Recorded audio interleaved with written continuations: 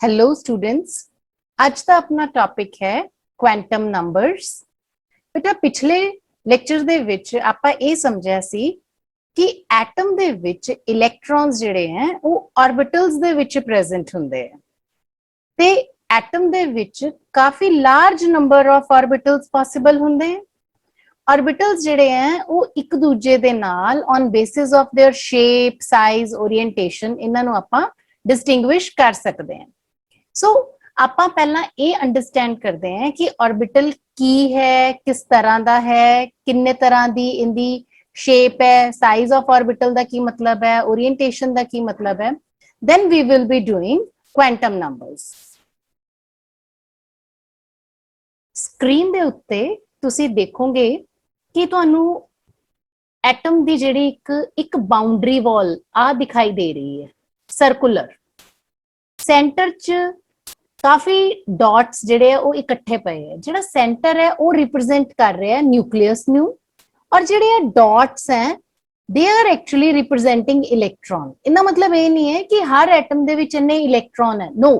इनका मतलब ये है कि हर एटम दे विच इलैक्ट्रॉन जिहड़ा कदी इस पोजीशन ते, कदी इस पोजीशन ते, कदी इस पोजीशन ते किते भी मौजूद हो सकता है। सो जिहड़े volume they which around the nucleus जेड़े वॉल्यूम दे विच इलैक्ट्रॉन दी प्रोबेबिलिटी उनके मौजूद होने दी प्रोबेबिलिटी मैक्सिमम होवे, उस वॉल्यूम नू आपां ऑर्बिटल कहने हैं। We have seen this in previous lecture also कि orbital is the 3-dimensional space around nucleus in which probability of finding the electron is maximum। So तो न्यूक्लियस के आले दुआले इलैक्ट्रॉन किसी भी 3-dimensional खेतर दे विच मौजूद हो सकता है, उन्होंने आपां ऑर्बिटल कहने हैं। ये सारे तुहाडे सामने ऑर्बिटल्स हैं। हुण जिवें तुसीं देख सकते हो कि एक्स वाई जेड 3 एक्सिस दे थ्रू ये ऑर्बिटल्स दीयां वख-वख पिक्चर्स हैं। हुण ਜਿਹੜੀਆਂ ओरिएंटेशंस हैं, ਜਿਹੜੇ ਇਹਨਾਂ ਦੇ ਸਾਈਜ਼ਸ हैं, ਜਿਹੜੀਆਂ ਇਹਨਾਂ ਦੀਆਂ ਸ਼ੇਪਸ हैं, ਇਹ ਅਲੱਗ-ਅਲੱਗ ऑर्बिटल्स ਦੀਆਂ ਅਲੱਗ-ਅਲੱਗ ਸ਼ੇਪ ਹੈ ਤੇ ਅਲੱਗ-ਅਲੱਗ ओरिएंटेशंस हैं।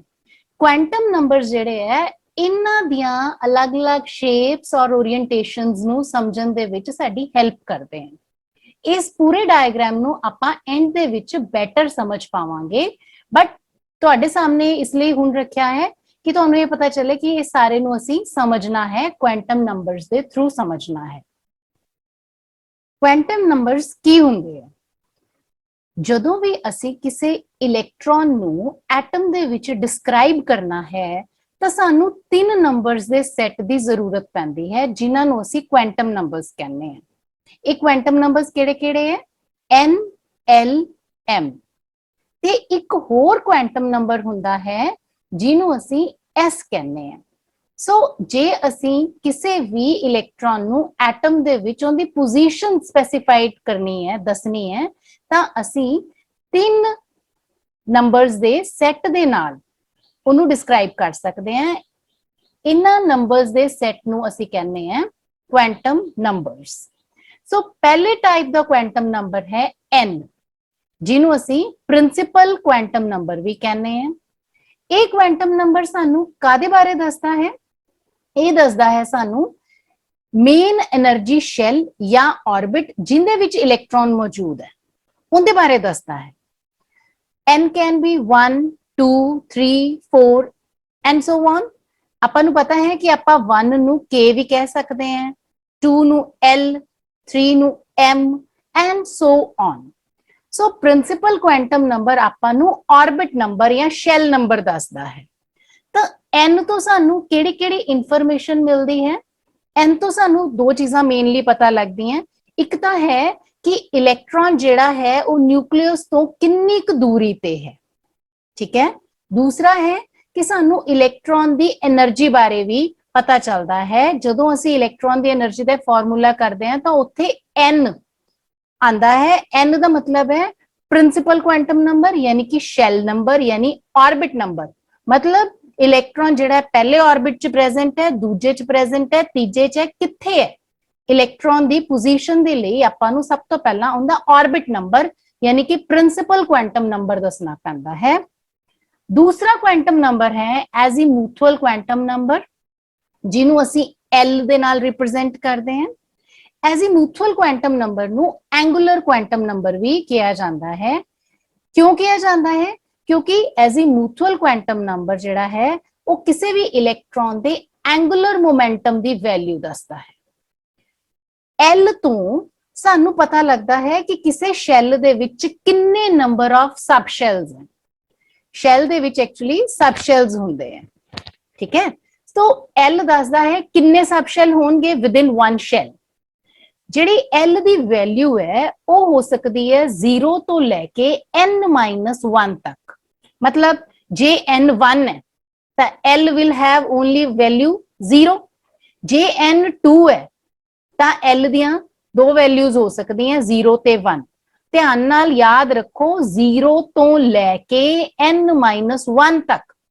जे सपोज अपने को n3 है, 0 तो लैके 3-1 यानी 2 तक, 0 तो 2 तक की बनेगा 0 1 2 यानी कि 3 वैल्यू। इत्थे नोट करन वाली गल है बेटा कि जेड़ा L 0 है दैट डज नॉट मीन कि खाली कुछ नहीं है। नो, 0 जिहड़ी है इत्थे एक डिजिट है, एक नाम है 0। सो L is equal to 0 means one value. L is equal to 0 and 1। इना मतलब 2 वैल्यूज हो गई ते 0 1 2 ਦਾ मतलब 3 वैल्यूज। अच्छा, हुण आपां L ਨੂੰ जिस तरह 0 1 2 ਆਪਾਂ ਨੂੰ कई बार ये समझ नहीं लगता कि 0 ਦਾ ਕੀ मतलब है। कई बच्चे 0 ਨੂੰ समझ ਲੈਂਦੇ हैं कि खाली कुछ नहीं है। So 0 is a name given for subshell, ठीक है। सो 0 दी आपां जिहड़ी डेजिग्नेशन है सबशेल दी वो आपां कह दिंने एस सबशेल। जे L 1 है ਤਾਂ ਉਹਦੀ ਆਪਾਂ ਡੈਜ਼ਿਗਨੇਸ਼ਨ ਕਹਿੰਦੇ ਆ P, ਉਸ ਸਬ ਸ਼ੈਲ ਦਾ ਨਾਮ ਹੋਏਗਾ P। ਜੇ L2 ਹੈ ਤਾਂ ਉਸ ਸਬ ਸ਼ੈਲ ਦਾ ਨਾਮ ਹੋਏਗਾ D, ਔਰ ਜੇ L3 ਹੈ ਤਾਂ ਉਸ ਸਬ ਸ਼ੈਲ ਦਾ ਨਾਮ ਹੋਏਗਾ F। ਜੇ L4 ਹੈ ਤਾਂ ਉਸ ਸਬ ਸ਼ੈਲ ਦਾ ਨਾਮ ਹੋਏਗਾ G, और जे 5 है तो सब शेल का नाम होएगा H and so on. S P D F G H आपां ये नाम कित्थों लिते हैं?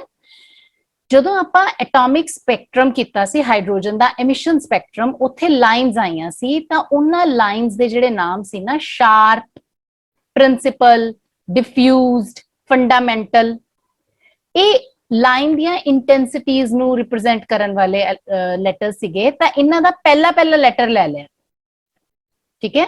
सो एस पी डी एफ ये शैल दे नाम है ते आपां शैल दे नहीं सॉरी सब शैल दे नाम है। तो दिमाग दे विच एक चीज रखो, एन तो पता लगता है सानू शैल नंबर और एल तो पता लगता है सानू सब शैल नंबर, ठीक है। सब शैल केड़ा है, किन्ने हैं। हुण आपां एक टेबल बना के देखते हैं जिंदे च एन वैल्यू दे सामने एल वैल्यूज लिखियां हुई हैं ते एल वैल्यू दे सामने उनका नाम लिखा हुआ है, डेजिग्नेशन लिखी हुई है, ठीक है। सो जे n principal quantum number orbit number जे 1 है, पहले शैल दे विच एल वैल्यू कितनी हो सकती है? तो दसिया सी 0 तो n-1 तक हो सकती है। सो L can have only one value that is 0 और इस सब शैल की डेजिग्नेशन बनेगी 1s। ते इंदे च किन्ने सब शैल्स हो गए? 1। हुण सैकेंड शैल सैकेंड ऑर्बिट दे विच L दियां किन्नियां वैल्यूज पॉसिबल है? 0 तो लैके 2-1 1 0 ते 1 दो वैल्यूज पॉसिबल है। जदों L 0 हुंदा है तां असी ओनू S कहने हैं ते जदों L 1 हुंदा है तां उस सब शैल दा नाम हुंदा है P। सो सैकेंड शैल दे विच है आपां कवांगे 2S ते इत्थे कवांगे 2P। तीसरे शैल वाल चलते हैं, तीसरे ऑर्बिट दे विच L दियां किन्नियां वैल्यूज हो सकती हैं? 0 तो लैके 3-1 यानी कि 0 तो लेके 2 तक 0 1 2। 0 ਜਦੋਂ L 0 ਹੁੰਦਾ ਹੈ ਤਾਂ ਆਪਣਾ सबशेल ਦਾ ਨਾਮ S, ਜਦੋਂ L 1 ਹੁੰਦਾ ਹੈ ਤਾਂ सबशेल ਦਾ ਨਾਮ P, ਜਦੋਂ L 2 ਹੁੰਦਾ ਹੈ ਤਾਂ सबशेल ਦਾ ਨਾਮ D ਹੋਏਗਾ। ਕਿਉਂਕਿ ਇਹ ਤੀਸਰੇ ਸ਼ੈਲ ਵਿੱਚ ਹੈ, ਇਸ ਕਰਕੇ ਅਸੀਂ 3S 3P 3D। ठीक है, so number of subshells present in shell is 3 here। ਤੇ ਜੇ ਆਪਾਂ ਚੌਥੇ ਸ਼ੈਲ ਦੀ ਗੱਲ ਕਰੀਏ ਤਾਂ ਕਿੰਨੀਆਂ L ਵੈਲਿਊਜ਼ ਹੋ ਸਕਦੀਆਂ? ਯੈਸ, 0 ਤੋਂ ਲੈ ਕੇ 3 ਤੱਕ ਕਿੰਨੀਆਂ ਹੋਣਗੀਆਂ? 0 1 2 3। ਜਦੋਂ 0 ਹੁੰਦਾ ਹੈ ਤਾਂ ਆਪਾਂ ਕਹਿੰਦੇ ਆ S सबशेल है, L1 ਦਾ ਮਤਲਬ ਹੁੰਦਾ ਹੈ ਕਿ P सबशेल है, L2 मतलब D सबशेल और L3 ਦਾ ਮਤਲਬ ਹੋਏਗਾ F सबशेल। ਤਾਂ ਕਿੰਨੇ सबशेल ਹੈ ਇੱਥੇ? ਗਿਣ ਕੇ ਦੇਖੋ, 1 2 3 4, 4 सबशेल्स ਹੈ। ਸੋ ਆਪਾਂ ਨੂੰ ਹੁਣ ਤੱਕ ਦੋ ਕੁਆਂਟਮ ਨੰਬਰਸ ਆਪਾਂ ਕੀਤੇ हैं, ਇੱਕ ਕੀਤਾ ਹੈ ਪ੍ਰਿੰਸੀਪਲ ਕੁਆਂਟਮ ਨੰਬਰ ਔਰ ਦੂਸਰਾ ਕੀਤਾ ਹੈ azimuthal quantum number. Principal quantum number ਸਾਨੂੰ ਦੱਸਦਾ ਹੈ ਸ਼ੈਲ ਨੰਬਰ, ਕਿ ਇਲੈਕਟ੍ਰੋਨ ਕਿਹੜੇ ਸ਼ੈਲ ਚ ਮੌਜੂਦ ਹੈ। L ਦੱਸਦਾ ਹੈ ਕਿ ਇਲੈਕਟ੍ਰੋਨ ਕਿਹੜੇ ਸਬ ਸ਼ੈਲ ਚ ਮੌਜੂਦ ਹੈ। ਆਪਾਂ ਨੂੰ ਇਹ ਵੀ ਪਤਾ ਲੱਗਦਾ ਹੈ ਕਿ ਕਿਸੇ ਸ਼ੈਲ ਦੇ ਵਿੱਚ ਕਿੰਨੇ ਸਬ ਸ਼ੈਲ ਹੋਣਗੇ, ਕਿਸੇ ਸ਼ੈਲ ਦੇ ਵਿੱਚ ਕਿੰਨੇ ਸਬ ਸ਼ੈਲ ਹੋਣਗੇ, ਇਹ ਵੀ ਆਪਾਂ ਨੂੰ L ਵੈਲਿਊ 0 ਤੋਂ n-1 ਜਦੋਂ ਕੱਢਦੇ ਆ ਤਾਂ ਆਪਾਂ ਨੂੰ ਪਤਾ ਲੱਗ ਜਾਂਦਾ ਹੈ। ਸੋ ਐਜ਼ੀਮੂਥੁਅਲ ਕੁਆਂਟਮ ਨੰਬਰ ਦੇ ਵਿੱਚ ਆਪਾਂ ਹਲੇ ਤੱਕ 2 ਪੁਆਇੰਟ ਕੀਤੇ ਹੈ। ਪਹਿਲਾ ਪੁਆਇੰਟ ਇਹ ਸੀ ਕਿ ਐਜ਼ੀਮੂਥੁਅਲ ਕੁਆਂਟਮ ਨੰਬਰ ਸਾਨੂੰ ਦੱਸਦਾ ਹੈ ਕਿ ਕਿੰਨੇ ਸਬ ਸ਼ੈਲ ਹੋਣਗੇ, ਕਿਸੇ ਸ਼ੈਲ ਦੇ ਵਿੱਚ ਕਿੰਨੇ ਨੰਬਰ ਆਫ ਸਬ ਸ਼ੈਲਸ ਹੋਣਗੇ। ਦੂਸਰੀ ਚੀਜ਼ ਸਾਨੂੰ ਸਬ ਸ਼ੈਲ ਦਾ ਨਾਮ ਦੱਸਦਾ ਹੈ, ਠੀਕ ਹੈ। ਤੀਸਰੀ ਚੀਜ਼ ਜੋ ਸਾਨੂੰ L ਤੋਂ ਪਤਾ ਲੱਗਦਾ ਹੈ ਉਹ ਹੈ ਕਿ ਸਾਨੂੰ ਅਲੱਗ-ਅਲੱਗ ਸਬ ਸ਼ੈਲਸ ਦੀਆਂ ਰਿਲੇਟਿਵ એનર્ਜੀਜ਼ ਦਾ ਪਤਾ ਲੱਗਦਾ ਹੈ। So it gives us idea about the relative energies of various sub shells, ਕਿ 4s ਦੀ એનર્ਜੀ ਘੱਟ ਹੈ 4p ਨਾਲੋਂ, 4p ਦੀ એનર્ਜੀ ਘੱਟ ਹੈ 4d ਨਾਲੋਂ, ਤੇ ਇਹਦੀ એનર્ਜੀ ਜਿਹੜੀ ਘੱਟ ਹੈ 4d ਦੀ 4f ਨਾਲੋਂ। ਸੋ ਇਧਰਲੇ ਪਾਸੇ એનર્ਜੀਜ਼ ਜਿਹੜੀਆਂ ਉਹ ਇਨਕਰੀਜ਼ ਹੋ ਰਹੀਆਂ।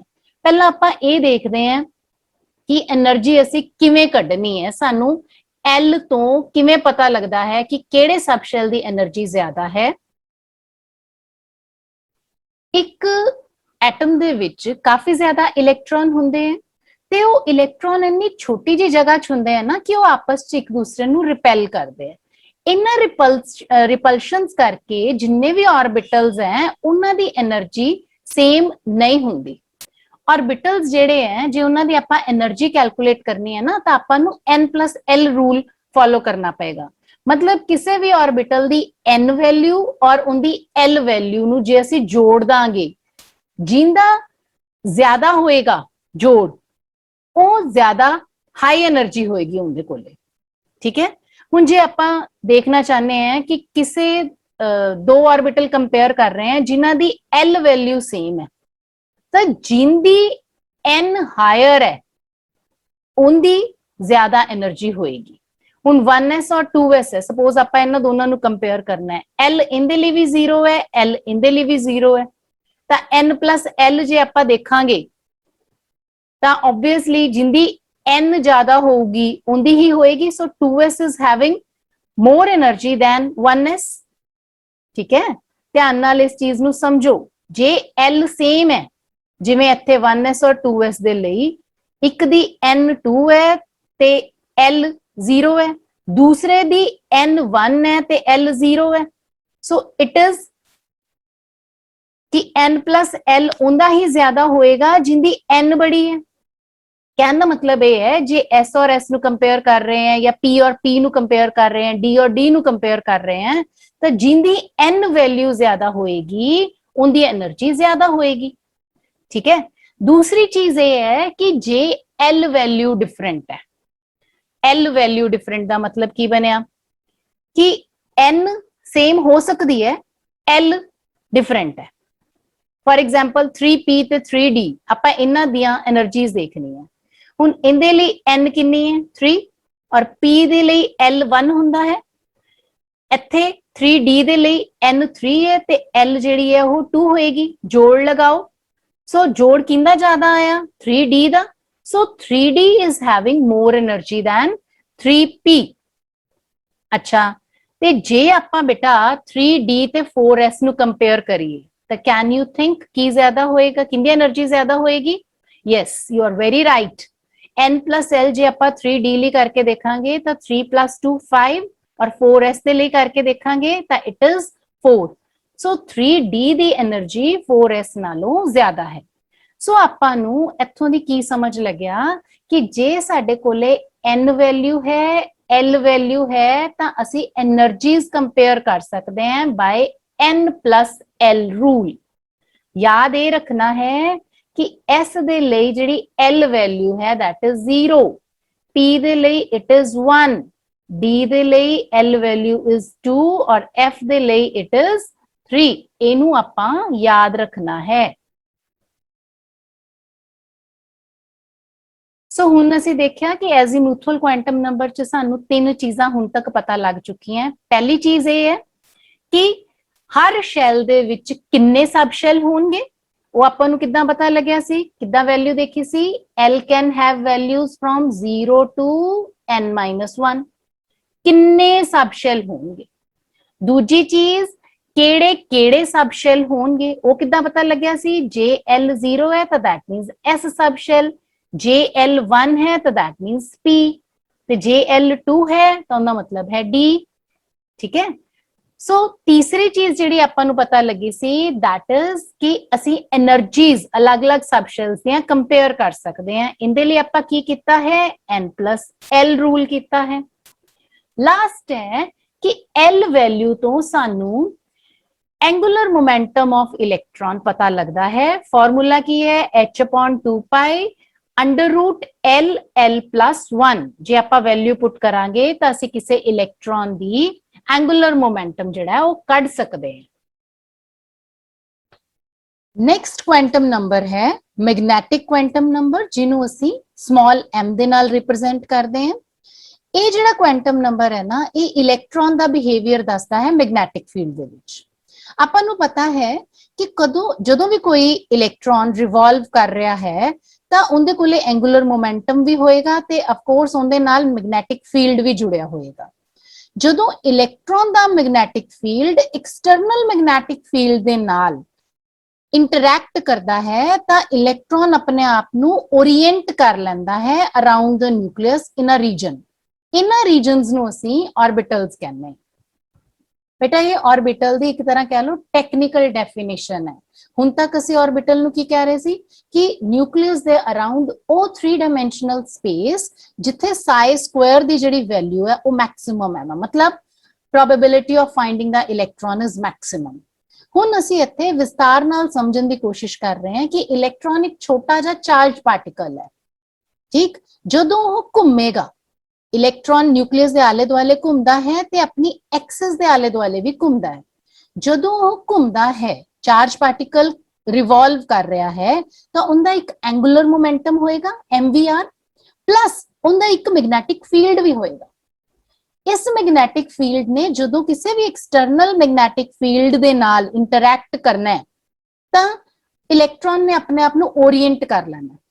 ਓਰੀਐਂਟ ਸ਼ਬਦ ਦਾ ਮਤਲਬ ਜੇ ਤੁਹਾਨੂੰ ਸਮਝ ਨਹੀਂ ਲੱਗ ਰਿਹਾ ਤਾਂ ਬੇਟਾ ਤੁਸੀਂ ਮੈਨੂੰ ਈਜ਼ੀਲੀ ਤੁਸੀਂ ਇੱਥੇ ਸਮਝ ਸਕਦੇ ਹੋ ਕਿ ਜੇ ਆਪਾਂ ਇੱਕ ਬਾਰ ਮੈਗਨੇਟ ਲਿੱਤਾ, ਫ੍ਰੀਲੀ ਉਹਨੂੰ ਲਟਕਾ ਦਿੱਤਾ, ਤਾਂ ਉਹਦਾ n ਔਰ s, ਨਾਰਥ ਪੋਲ ਔਰ ਸਾਊਥ ਪੋਲ, ਆਲਵੇਜ਼ ਉਹ ਆਪਣੇ ਆਪ ਨੂੰ ਇਸ ਤਰੀਕੇ ਨਾਲ ਅਲਾਈਨ ਕਰ ਲੈਂਦਾ, ਓਰੀਐਂਟ ਕਰ ਲੈਂਦਾ। ਜੇ ਮੈਂ ਨਾਰਥ ਪੋਲ ਦੇ ਕੋਲੇ ਕੋਈ ਸਾਊਥ ਪੋਲ ਲੈ ਕੇ ਜਾਵਾਂ ਤੇ ਜਿੱਧਰ ਉਹਨੂੰ ਘੁਮਾਉਂਗੀ ਉਹਦਾ ਨਾਰਥ ਪੋਲ ਉਧਰ ਓਰੀਐਂਟ ਕਰੀ ਜਾਏਗਾ ਆਪਣੇ ਆਪ ਨੂੰ। ਸੋ ਇਲੈਕਟ੍ਰੋਨਸ ਜਿਹੜੇ ਹੈ ਕਿਉਂਕਿ ਉਹਨਾਂ ਦੇ ਵਿੱਚ ਵੀ ਮੈਗਨੈਟਿਕ ਫੀਲਡ ਹੁੰਦਾ ਹੈ ਤਾਂ ਉਹ ਵੀ ਆਪਣੇ ਆਪ ਨੂੰ ਓਰੀਐਂਟ ਕਰ ਲੈਂਦੇ ਆ। ਇਹਨਾਂ ਦੀਆਂ ਇਲੈਕਟ੍ਰੋਨ ਦੀਆਂ ਓਰੀਐਂਟੇਸ਼ਨਸ ਨੂੰ ਹੀ ਅਸੀਂ ਆਰਬਿਟਲਸ ਕਹਿੰਦੇ ਹਾਂ। ਸੋ ਆਰਬਿਟਲਸ ਆਰ ਦਾ 3 ਡਾਇਮੈਂਸ਼ਨਲ ਓਰੀਐਂਟੇਸ਼ਨਸ। ਉਹ ਜਗ੍ਹਾ ਹੁੰਦੀ ਹੈ ਜਿੱਥੇ ਇਲੈਕਟ੍ਰੋਨ ਦੀ ਮੌਜੂਦਗੀ ਮੈਕਸਿਮਮ ਹੋਏਗੀ। ਜਿਹੜੀ m ਦੀ ਵੈਲਿਊ ਹੈ that can be from -l to +l। ਮਤਲਬ ਕਹਿੰਦਾ ਇਹ ਹੈ ਕਿ ਟੋਟਲ m ਦੀਆਂ 2l + 1 ਵੈਲਿਊਜ਼ ਹੋ ਸਕਦੀਆਂ। ਹੁਣ ਇਹਨੂੰ ਆਪਾਂ ਚੰਗੀ ਤਰ੍ਹਾਂ ਵਿਸਥਾਰ ਦੇ ਨਾਲ ਕਰਦੇ ਹਾਂ, ਇੱਕ ਇੱਕ ਐਗਜ਼ਾਮਪਲ ਲੈ ਲੈ ਕੇ ਕਰਦੇ ਹਾਂ। ਯਾਦ ਤੁਸੀਂ ਇਹ ਰੱਖਣਾ ਹੈ ਕਿ m ਦੀਆਂ -l ਤੋਂ +l ਤੱਕ ਵੈਲਿਊ ਹੋ ਸਕਦੀ ਹੈ। ਲੈਟ ਅਸ ਡੂ ਇਟ ਨਾਓ। ਜੇ n1 ਹੈ, ਇਹਨਾਂ ਮਤਲਬ ਫਰਸਟ ਸ਼ੈਲ ਹੈ, ਪਹਿਲਾ ऑर्बिट है, ठीक है। इनदे विच l कितनी हो सकती है, 0 तो n-1, 0 तो लेके n-1, 1 so it can have only one value, that is 0। और इनदी डेजिग्नेशन आपां की कीती सीगी, सब शेल केड़ा होएगा, s। फर्स्ट ऑर्बिट दे विच s है 1s। m वैल्यू -l तो लेके +l विचकार 0 है, 0 will have only one value, that is 0। ठीक है। सो इनदे च किन्ने सब शेल होंगे, 1 जिंदा नाम है 1s। और किन्ने ऑर्बिटल्स होंगे, एक ही ऑर्बिटल होएगा, इको ही ओरिएंटेशन संभव है, एक ऑर्बिटल होएगा। आपां अगे अगे बेटा इनू बैटर समझ पावांगे। देखो सैकेंड शैल दे विच l दियां दो वैल्यूज हैं, 0 दे लई m दी इक्को ही वैल्यू होएगी 0। जे l1 है तां m दियां तीन वैल्यूज हो सकती हैं, किहड़ियां किहड़ियां, -l तो लेके +l, -1 0 +1। सो l दे कॉरस्पॉन्डिंग सब शेल तां इत्थे 2p होया। ठीक है, सब शेल कितना होया, 2p। ते ऑर्बिटल्स ओरिएंटेशंस तीन है, इन्हां तीन ओरिएंटेशंस करके आपां total number of orbital 3a orientation, 1a orientation, so we will be having 4 orbitals total। एक ऑर्बिटल होएगा 2s और 3 होंगे 2p। थर्ड केस दे विच की है, जदों आपां थर्ड शेल च जाने हैं तां l दियां आ तीन वैल्यूज है, 0 1 2। l दियां कितनियां वैल्यूज हो सकदियां हैं, 0 तो लेके n-1। जे n 3 है, 3 - 1 2, 0 तो लेके 2 तक, 0 1 2। उनके कॉरस्पॉन्डिंगली -l तो +l, जिवें 2 है इत्थे l, तां m कितनी होएगी, -2 -1 0 +1 +2। सो कितनियां ओरिएंटेशन संभव है इत्थे, 1 2 3 4 5। सो इत्थे 5 ओरिएंटेशन, 1 2 3 4 5 ओरिएंटेशंस आर पॉसिबल। इत्थे 3 ओरिएंटेशन और इत्थे 1, तो टोटल 1 3 5 कितनियां बन गया, 9। सो थर्ड शेल दे विच 9 ऑर्बिटल होंगे। ठीक है। नेक्स्ट है अपने कोले फोर्थ शेल। फोर्थ दे विच l वैल्यू कितनी हो सकती है, 0 तो n-1, मतलब 0 तो 4 - 1 3 तक, 0 1 2 3। जे अपने को l है तो m कितनियां होंगियां, -l तो +l तक, 1 है तो -1 0 +1, 2 है तो -2 तो लेके +2, 3 है तो -3 तो लेके +3। गिनो कितनियां ओरिएंटेशंस हैं, 0 तो मतलब 1 वैल्यू, इत्थे -1 तो लेके 1 तक 3 वैल्यूज, देन -2 तो लेके +2 तक 5 वैल्यूज। इन्हां नू काउंट करो, 1 2 3 4 5 6 7, 7 वैल्यूज आ गई।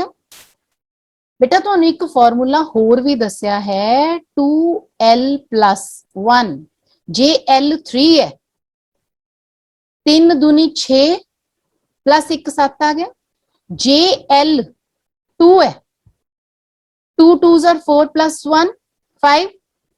जे l 1 है तो 2 + 1 3। So you can calculate values of m by this formula from l। ਆਪਾਂ इस चीज नू, इसे टेबल नू थोड़ा जा होर डिटेल दे विच अंडरस्टैंड करन दी कोशिश करते हैं।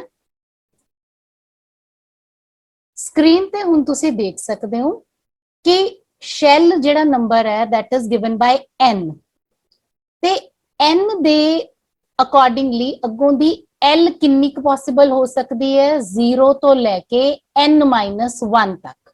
सो these different values are possible and अगे भी जा सकती हैं बेटा। जे 0 है तो असी उस सब शेल नू s कह दिन्ने हैं, जे L1 है तो P सब शेल कह दिन्ने हैं, ते जे L2 है D सब शेल, जे L3 है तो उन्होंने असी F सब शेल कह दिन्ने हैं, जे L4 होएगी तो G। सो L दे वैल्यू दे अकॉर्डिंगली सब शेल दा नाम है, ठीक है। हुण जे S सब शेल है तो उनदे च अगे किन्नियां ओरिएंटेशंस, मतलब किन्ने ऑर्बिटल्स होंगे। S सब शेल दे विच हमेशा इको ऑर्बिटल होएगा, S orbital. P sub shell दे विच 3 ऑर्बिटल हो सकते हैं। M वैल्यू सानू किद्दां पता लगदी है, -L तो +L, सो -1 0 +1, तो P दे 3 ऑर्बिटल पॉसिबल है, PX PY PZ। एक ऑर्बिटल होएगा जेड़ा एक्स एक्सिस दे अलोंग होएगा, दूसरा जेड़ा वाई एक्सिस दे अलोंग ओरिएंटेड होएगा, और तीसरा जेड एक्सिस दे अलोंग ओरिएंटेड होएगा। सो एम तो सानू ओरिएंटेशन पता लगदी है, नंबर ऑफ ऑर्बिटल्स पता लगदे हैं।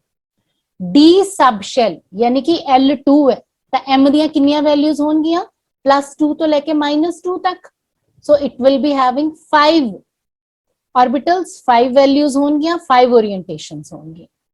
सो एफ दे लिए बेटा ये 7 ओरिएंटेशंस होंदियां है, 7 ऑर्बिटल्स होंदे है एफ सब शेल दे विच।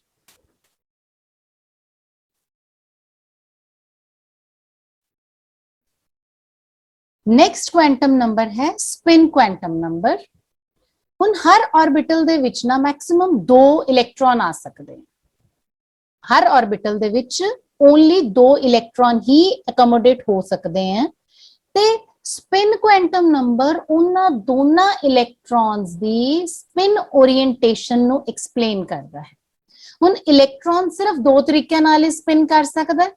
स्पिन दा मतलब हुंदा है कि अपनी एक्सिस दे, जे सपोज ये एक्सिस है तो इंदे आले दुआले, अपनी एक्सिस दे आले दुआले घूमना, या तो यह इस तरीके नाल क्लॉकवाइज ते या इस तरीके नाल एंटी क्लॉकवाइज घूम सकता है। सो स्पिन क्वांटम नंबर दियां 2 ही वैल्यूज पॉसिबल हैं, एक होएगी +½ एक होएगी -½ जदों इलेक्ट्रॉन क्लॉकवाइज स्पिन कर रहा है तो असीं उहनूं +½ कह दिन्ने हैं, जे एंटी क्लॉकवाइज स्पिन कर रहा था -½ कह दिन्ने हैं। इनू एक आपां डायग्राम दे थ्रू भी देखते हैं। स्क्रीन ते तुसी देख सकते हो कि रेड जिहड़े बॉल्स दिखाईयां गईयां, they are actually representing the electron. So electron जिहड़ा है वो एंटी क्लॉकवाइज या क्लॉकवाइज दोनों डायरेक्शंस दे विच घूम सकदा है। आ उनदी एक्सटर्नल मैग्नेटिक फील्ड दे अकॉर्डिंगली ओरिएंटेशन दिखाई हुई है कि जे ये क्लॉकवाइज स्पिन कर रहा है या एंटी क्लॉकवाइज स्पिन कर रहा है, इन्दियां सिर्फ 2 स्पिन पॉसिबल हैं।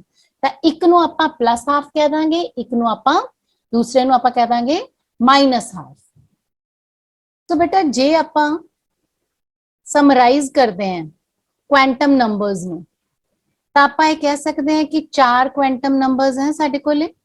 उन्हां दे नाम की हैं, principal quantum number, azimuthal quantum number, magnetic quantum number और spin quantum number.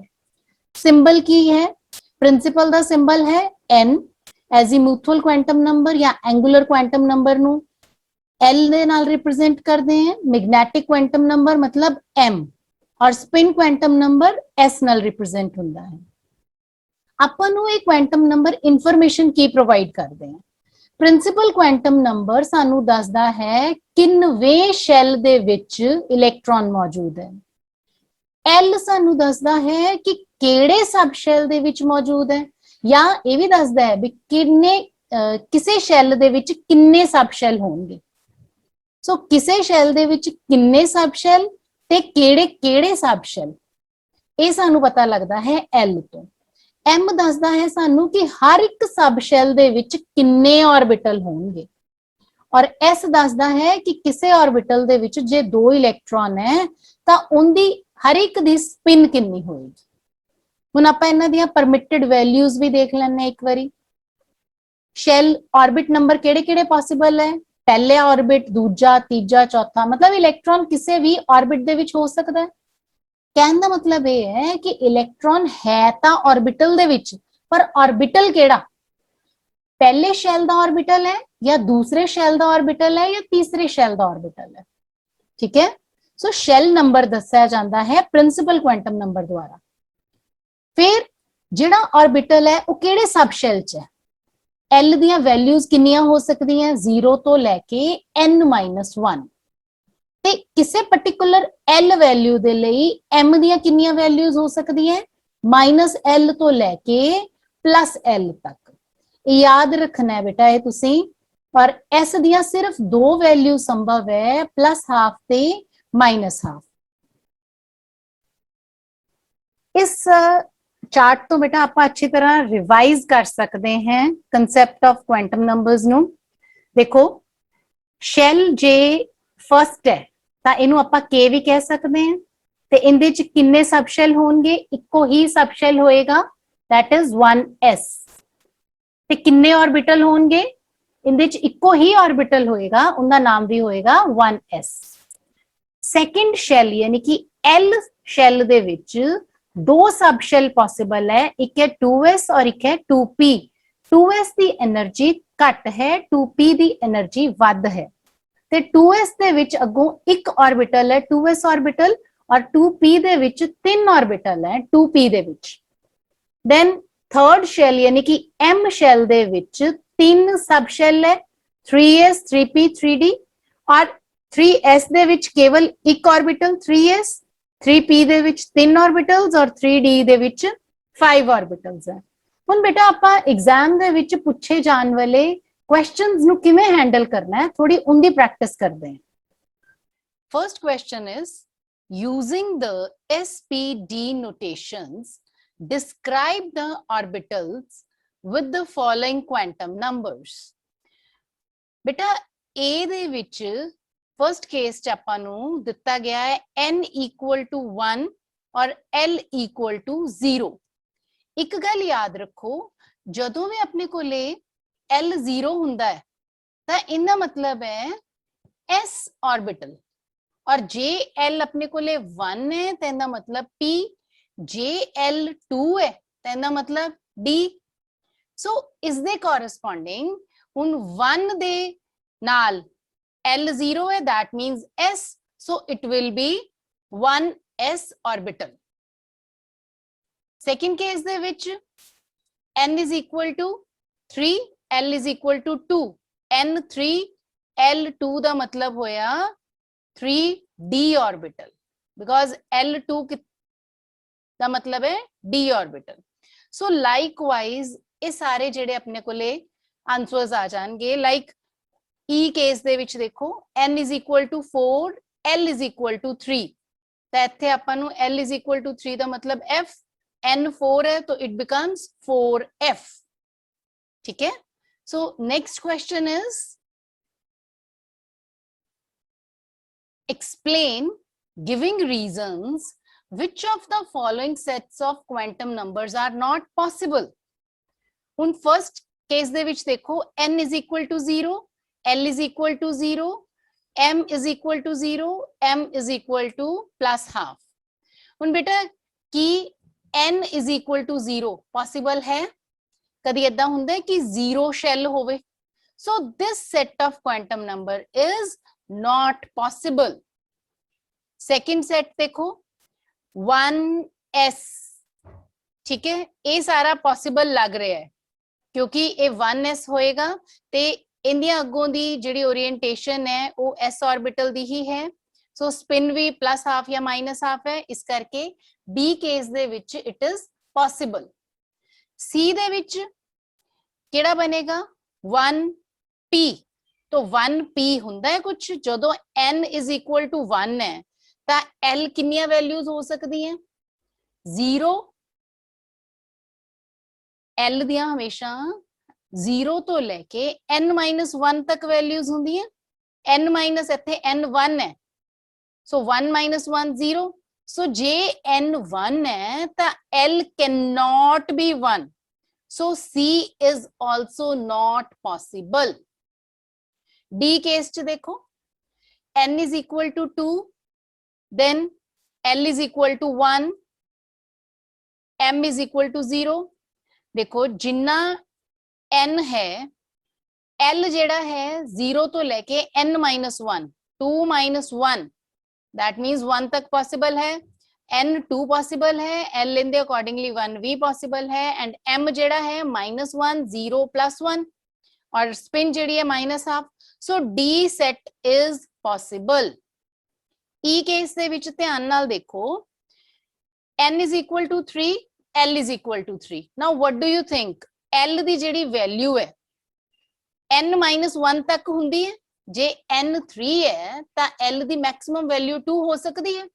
so l is not possible ਕਿ 3 ਹੋਵੇ. so this set of quantum numbers is not possible. Last case ਦੇ ਵਿੱਚ ਦੇਖੋ, f ਦੇ ਵਿੱਚ ਜੇ n 3 ਹੈ ਤਾਂ l 2 ਹੋ ਸਕਦੀ ਹੈ ਬੇਟਾ. then ml, yes, orientation -2 -1 0 +1 +2 and spin ਜਿਹੜੀ ਹੈ +half possible ਹੈ. so like this ਤੁਸੀਂ ਇਹ ਆਨਸਰ ਕਰਨਾ ਹੈ ਕਿ whether this set of quantum number is possible or not. I hope ਬੇਟਾ ਕਿ ਹੁਣ ਤੁਹਾਨੂੰ quantum numbers ਦਾ concept ਅੱਛੀ ਤਰ੍ਹਾਂ ਸਮਝ ਆ ਗਿਆ ਹੋਏਗਾ.